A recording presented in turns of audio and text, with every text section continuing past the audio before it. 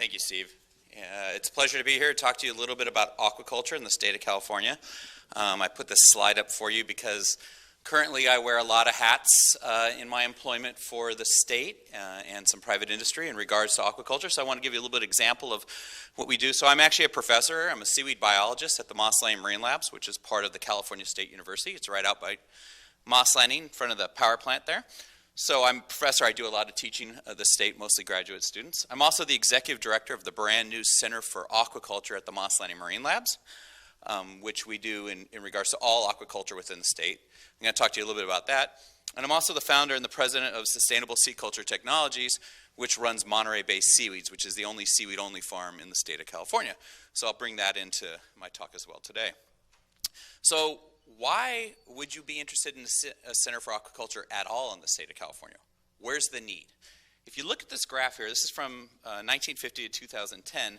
This is the millions of tons of seafood that are produced every year. In blue, these are from wild capture. So these are just fishermen going out and fishing the seas. And in green is from aquaculture. And as you can see now, and Art indicated that in his last talk, we're at about 50%.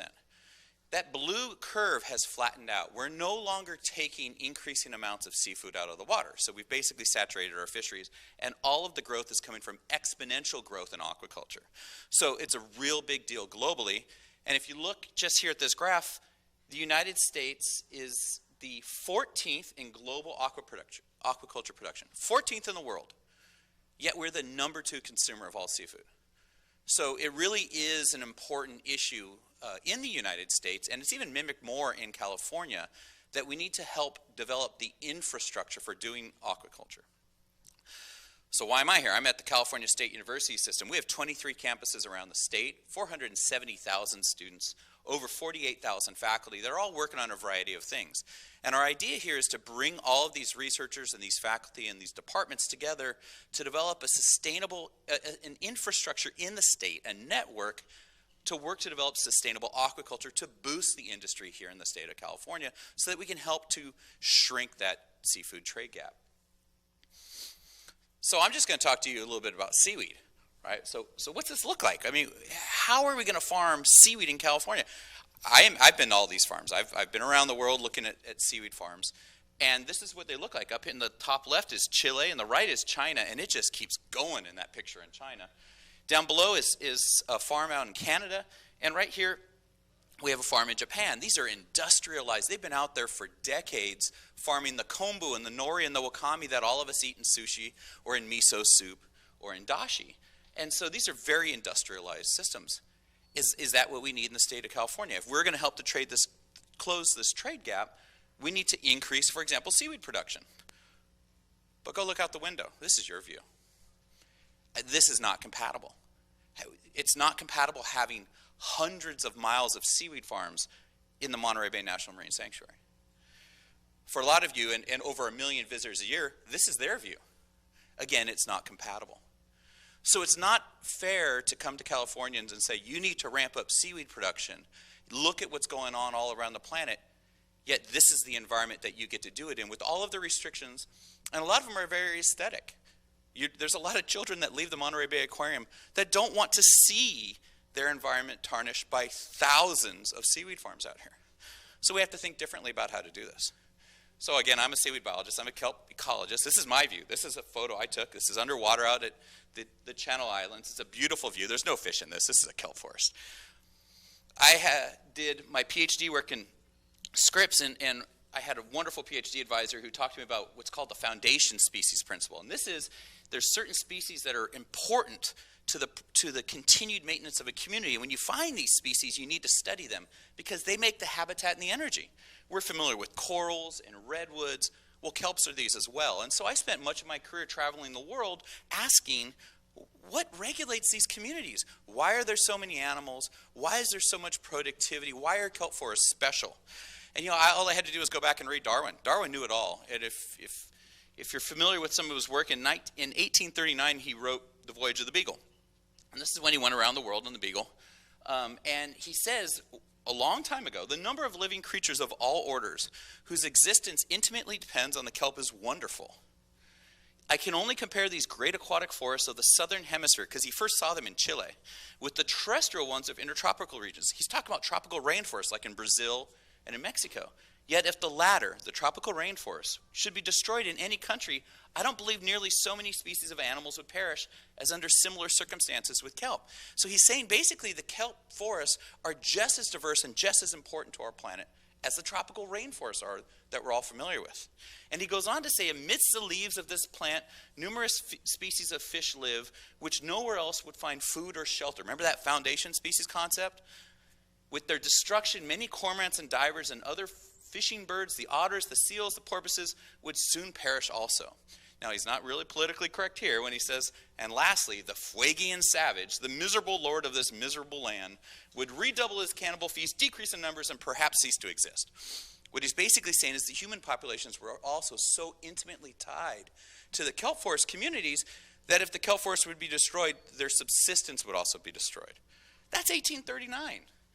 And I'm sorry to say that despite all the taxpayer money you guys give me, we don't know much more. At that long ago, it was so conspicuous that he understood a lot of the intricacies. Well, in fact, I have been pretty productive in my career, and I've done a lot of work to study it in far more detail. And this is a food web. This tells you who eats who. And at the very bottom is kelp. And what you should see in this food web is it's not a little food chain where one organism eats another. These are lots of organisms, sea cucumbers, abalone, sea urchins that are all depending intimately on that kelp. And then they get eaten by the octopus and the sea stars and the lobsters and the crabs, and then ultimately by seals and birds and bigger fishes and us. And this is a lot of what we understand. And what I've spent my career trying to figure out is how does kelp play into this? Where does the nutrients coming from kelp? So now I'm thinking, well, how do I do this with aquaculture? How do I take an ecological perspective and turn it into understanding how we can do aquaculture and be economically sustainable, societally valuable, and environmentally responsible? Okay, well, I got introduced to these guys. One of them's in the audience. So up there's Art. These are the happy guys. Trevor's down below. This is Monterey Abalone Company. It's a sea-based farm, which is what you guys just heard. It produces live red abalone, a very white tablecloth clientele. It's expensive to eat abalone, but they do a great job of getting it to local restaurants and restaurants in the area. They are Seafood Watch best choice. And you guys probably have your little Seafood Watch card. It tells you red, yellow, and green. And green's obviously the best choice. Well, you know what? Farmed abalone is number one on the best choice, right? Well, it's because abalone starts with A, but and it's alphabetical. But still, they're the number one on the best choice list. So how much better can you get than that? This is a very sustainable system. They come in and they harvest kelp weekly. They have a very high quality seed stock, and he already talked to you a little bit about how fast that kelp grows and how sustainable that is. Very minimal farm impact. Most of the nutrients are reabsorbed in the system. It's not what you see when you see, for example, pig farms out in the Chesapeake. This is a very minimal impact, and they do a lot of environmental monitoring, and they're very responsible. Well, they came to us and said, well, can we use seaweed farming to kind of even enhance more what we're doing? You know, if we just feed them kelp, they don't really turn red. They kind of look this dull brown color. We have to harvest that kelp every week, which is a lot of work. And then sometimes when the waves are really big, we got to go pretty far out there, or we don't go out at all. And then it takes 2 to 3 to 4 to 5 years to grow them to market size. And so these are all problems that don't make it really efficient for us. So we came up with this project a couple years ago, funded by the federal government. This is California Sea Grant. And what we started doing is we started growing a local seaweed there. There's my student with that seaweed. And it grows kind of like strawberries. You pick a little bit, you hang it up, and it just continues to grow. You don't have to go through the seeding process. So we ran an experiment down on the Monterey Wharf with the farm right out in front of the Monterey Abalone Company. And what we found was that this seaweed grew almost 11% a day. Basically what it means is that if we hung up 10 pounds today, in about a week and a half, we had 10 more pounds. So it was really clean, it was easy, it was a native species, we don't even add nutrients, we don't use water. And then we can take, it's like rice, we could take those 20 pounds, we put 10 more pounds back out at the farm and keep 10 for ourselves. So we did the feeding study, and what we found is after feeding 40,000 of these abalone for a year, that they were snottier. And what kind of a snail would you like that's not snottier, right? They were healthier, they felt better. 25% increase in growth. That's 9 months you just took off of the time it takes to get them to the market. They're cheaper. The more sustainable version is cheaper. How many times do you see a greener version of anything? A hybrid car? They're not cheaper than the non-hybrid versions. And we had increased shell pigmentation. See the red there on the shell? That's where we started feeding the red diet. The red diet is what pigments them and makes them red, so it's easier to market these again as red abalone. Not only that, though, we ended up with a high-end restaurant here in Pacific Edge Restaurant up in Carmel, and they did a blind tasting, and 80% of the connoisseurs in this blind tasting preferred these abalone that were fed with the red algae on top of the kelp rather than just the kelp. And so what we're looking at here is bringing a sustainable farm design for seaweed into the already sustainable abalone farm design. Made it more profitable, made it more marketable, and made it even more sustainable. So that was a really cool story for us, and that was starting to get us to think, hey, this is how we could develop an industry here in the state of California to do an aquaculture. Don't think about how to compete with the rest of the world. Think about our products here for our reasons and how we could profit from them. And remember, you can't just be sustainable environmentally. You can't just do something that's good for the environment. It has to be economically sustainable or no one's going to do it. And it has to be aesthetically pleasing. It has to be something we want to do. So this is a great example. Okay, so we've got this new center down at Moss Landing Marine Labs, and the abalone farm is one of them. Their hatchery is out there with us. But we're trying to demonstrate that the university is useful. We're trying to demonstrate a utility to all the rest of you on how we can help develop this industry. So the third part of my story here is a seaweed farm that we've created, and we've created it from the bottom up, meaning that from the ground zero, we've been in part in the university. They've been supporting us in regards to our research. And what are our goals? There were two goals we have, and I'm only going to talk to you about one of them. The first one is we remediate fertilizer in polluted areas. We could take river water that has a lot of fertilizer that would otherwise go to the ocean, potentially cause harmful algal blooms, and we'd run it through a seaweed system to take those nutrients out, and then we could potentially use that seaweed for fertilizer or biofuel. But today I want to talk to you about using fresh, clean water in the bay to make raw seaweed. Everyone's talking about it right now, all over the internet, all over social media. Seaweed is good for you. Seaweed is healthy. We're the only seaweed farm, the only seaweed-only farm in the state of California. Okay, and so we're now doing business as Monterey Bay Seaweeds. And after this talk, I'm going to be out in the courtyard actually handing out some samples if you guys want to taste some of our raw and fresh seaweed. So what is the goal of this company? We want to demonstrate the utility of sustainability from the beginning. We also want to increase public awareness on the nutritional value. These aren't dried, these aren't processed, they're not blanched, these are raw. It's just like you go into the farmer's market and getting a package of cilantro and figuring out how to deal with it.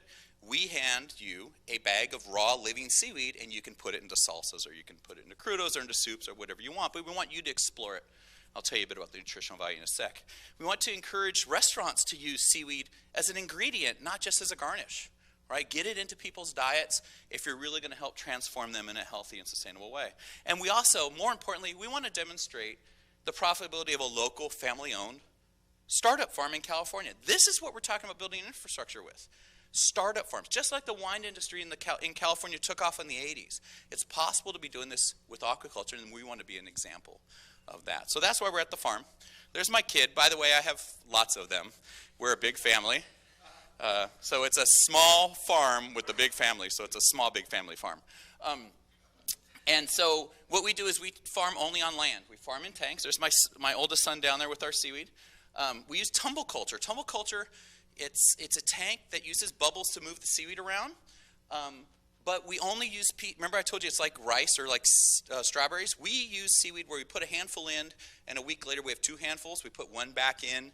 We keep taking out. We never go back to the ocean, or we try not to go back to the ocean, to reseed our tanks. We try to make it more of a perpetual system. We don't have to go to spores or seeds in order to do so. We don't have to worry about any genetic modification of the environment. All these things you worry about when you start talking about farming and aquaculture. It's chemical free. We're using the Monterey Bay National Marine Sanctuary's naturally upwelled waters. We don't add fertilizers. We don't add chemicals. We don't have to add herbicides or pesticides to this. We're basically taking nutrient-rich water, which Art was telling you about earlier. We're putting them in these tanks. We're adding the seaweed, and we're using natural sunlight. We don't use electricity for the light on our outdoor tanks. We don't use fresh water in the system. Our freshwater footprint, besides me having to go to the bathroom, we don't have a freshwater footprint, which is really amazing to see that. We can grow a ton of seaweed in a 36 square foot area in 1 year. You can't do that in a lettuce farm in the state of California. We only use native species. We only use species that can't be harvested. We also heard earlier that you can harvest kelp very sustainably. Well, why would we need to farm it then if it's a very sustainable harvest? Let's look at the species that are not sustainable to harvest, and those would be the ones that we would target for farming. And then finally, like I said, minimizing water use. So this is what we look like. This is at the Center for Aquaculture at Moss Landing Marine Labs. These small black tanks here in the front, these are just examples of how we bring in new seaweeds and we try them out. And there's bubbles coming up the middle of them. I'll show it to you in a sec. And those big white tanks in the back, that's our commercial size. Those are the ones I told you that can grow about a ton of seaweed, fresh and raw, every year. And you see how they have a cone at the bottom? The bubbles go up to the top. As you can see here, the bubbles are coming to the top. It moves the seaweed up to the top. The seaweed hits the sidewalls and goes back down to the cone, and it's like a convection oven. And they just move around. And what it does is it brings the seaweed thousands of times a day to the surface to see the light, and then move it back down, and it gives it lots of nutrients, keeps it from getting other cheap types of seaweed on it, and keeps them from getting dirty.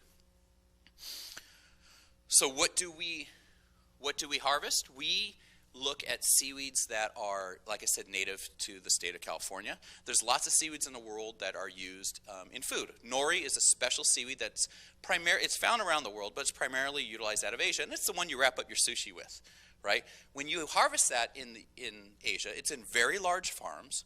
They bring it in, they wash it with detergents to get all the stuff off of it. They make it into paper, and then we see all those rice papers. In fact, now at Costco, you can get them buffalo flavored and ranch flavored and all that. I mean, it's really, really taken off recently. There's also kombu and wakame, and these are very large kelps that are dried and salted and sent to us, and then we reconstitute them. Well, that's not our idea. Again, remember, our idea is to do this as a fresh sea vegetable type of a perspective. So what we have here these are the three most common seaweeds we have, and we have a couple of other seaweeds that we're constantly looking at to try to get them out. And so up here on the left is dulse. Dulse is a species that is found worldwide, and not in warm weather, but in cold temperate air. So it's all throughout Asia, it's all throughout North America, and it's all throughout Europe. And in fact, dulse was made famous by the Irish. It was used in breads, and it's got a really high protein content. And I have the nutritional facts on here. You can't read them, but it's got the same protein content as kale. 1 gram or 1 ounce of dulse has 1 gram of protein. That's amazing to see that protein value. And Art had talked about why it's so important for the abalone. But what you don't see on here is no fat, and none of the carbs are digestible. They're all fiber. So this is really an amazing food for us in the sense that it's got an extremely high protein value, and it's low fat and high fiber. Also, iodine is one of the most important minerals that are found in seaweed that we don't generally get. And in this case, 1,450% of your recommended daily allowances comes from a 5-ounce serving of dulse. It's also extremely high in B12, which you don't get in vegetables. So when you see a vegan or a vegetarian diet, this is a way to get minerals and protein into your diet in a sustainable way and still feel good about what you're doing. And it's one of our fastest growing species. So now you can see why we would target something like this rather than these other species that are targeted worldwide. On the right is our ogo. Ogo is really famous right now for being used in poke, which are popping up all over the place in California, right? This is raw fish that is used with some kind of a sauce thrown on rice. Well, they love to throw ogo in there because it's got a crunchy bite to it. It still is really high in protein, low in sugar and carbs, and low in fat.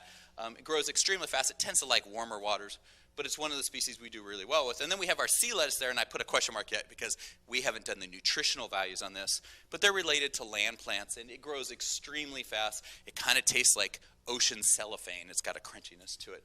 And these are all the species we do right now. And so who do we sell to? Well, I would love to sell to all of you, but unfortunately farming in California is expensive. And Art talked to you about the process it takes just to get you a 3.5-inch abalone. Right? And the same thing works for seaweed. It's very labor intensive. And so right now, and our farm is only a year old, and it's myself and my family that are doing this. So right now we mostly sell to restaurants here in the Bay. So this is from Chef Jeremy Tummel, who was at Stillwater Bar and Grill, which is out in Pebble Beach. And this is in the most recent Chef Duel 2016 out in Folktale. And what you see are these octopus dishes. On the right, he's got an octopus dish. That's including our sea lettuce on it. And then over here, he's got the ogo. So right now, we're producing mostly for restaurants in the area. But again, the idea here is they're getting it fresh. It's in seawater. It's alive. And sometimes if they don't want it and they give it back to us, we can put it right back in our tanks and it'll continue living. And so for us, this exemplifies the kind of farm that you can start with a small amount of startup capital, a lot of effort, and probably some expertise from either the university on the business side or also on the science side. And these are the types of examples. For example, up here on the top left, we see the Monterey Abalone Company. This is myself at our farm. And this is Bernard, who's down at the mussel farm in Santa Barbara. Okay, and Art had talked to you a little bit about how shellfish are going to be really critical. This is what we want you to think about. If we're going to develop an industry in California, are we talking thousands of miles of seaweed farms? Are we talking very large salmon pens in the Monterey Bay? This is what people conjure up when they think about aquaculture. Is that how the wine industry is in the state of California? Is that how the cattle industry is? Is that how the oyster industry that we've had in here for a long time is? Are we talking those types? Or are we talking farm designs that are niche-based? They tend to be for the premium markets that exist in California, but they're based on our values here of being sustainable, decreased water use, decreased energy use.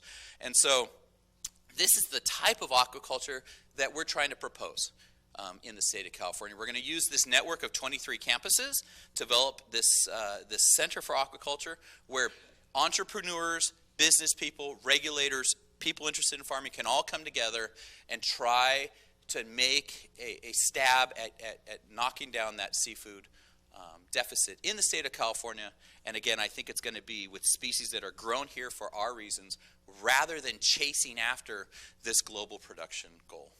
So thank you. I really appreciate being here and getting to talk to you a little bit about what we're doing here. Again, afterwards, I'm going to be out in the courtyard with some of our fresh seaweed. We're going to have our dulse and our ogo. If you guys like to taste it, it's going to be straight out of the seawater. And I'd be happy to talk to you a little bit more how it's used in the kitchen, how it's used in the restaurants, or a little bit more of the nutritional value. Thanks.